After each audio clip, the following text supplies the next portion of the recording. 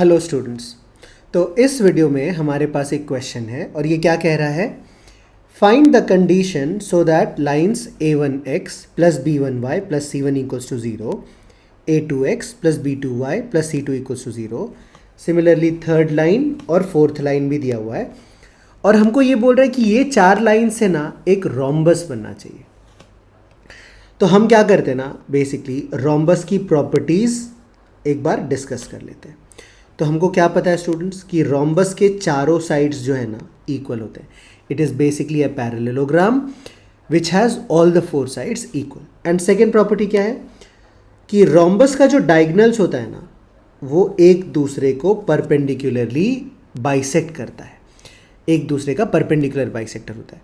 और एक और प्रॉपर्टी होती है स्टूडेंट्स कि रोम्बस का जो पैरेलल साइड्स के बीच का डिस्टेंस है वो इक्वल होगा। What do I want to say here is, देखो इस पॉइंट को हमने कहा ए, बाकी के तीनों पॉइंट्स को हम नेम कर दे रहे हैं ए बी सी डी। तो हमने क्या किया ना, ए से परपेंडिकुलर ड्रॉप किया सी डी पे इस तरह से, तो ये हमको कुछ परपेंडिकुलर डिस्टेंस मिल जाएगा। फिर हमने क्या किया, लेट अस से सी से ए डी पे परपेंडिकुलर डाला तो वो कुछ इस तरह का दिखेगा। तो ये दोनों जो परपेंडिकुलर लाइन है ना, या ये दोनों जो परपेंडिकुलर डिस्टेंस है ना, ये इक्वल होता है। तो this is another property of rhombus.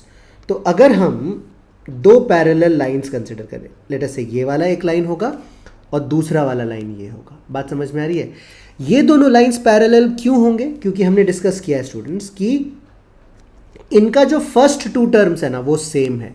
Parallel lines के लिए x और y, कोई y वाला जो टर्म होता है वो सेम होता है। So we can write distance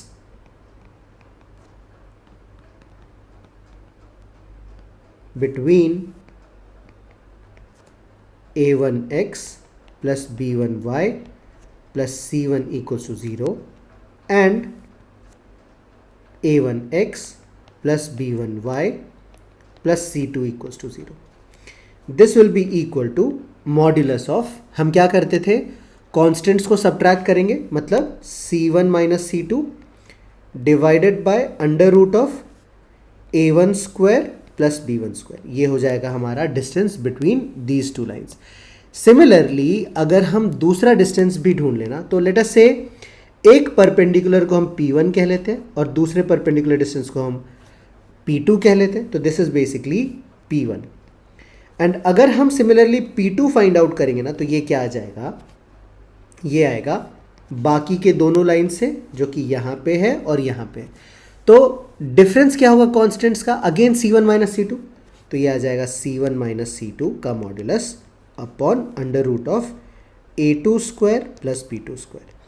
now जैसा कि हमने डिस्कस किया है दोनों डिस्टेंसेस इक्वल होने वाले हैं, so therefore we can write therefore modulus of c1 minus c2 upon under root of a1 square plus b1 square is equals to modulus of c1 minus c2 upon under root of a2 square plus b2 square।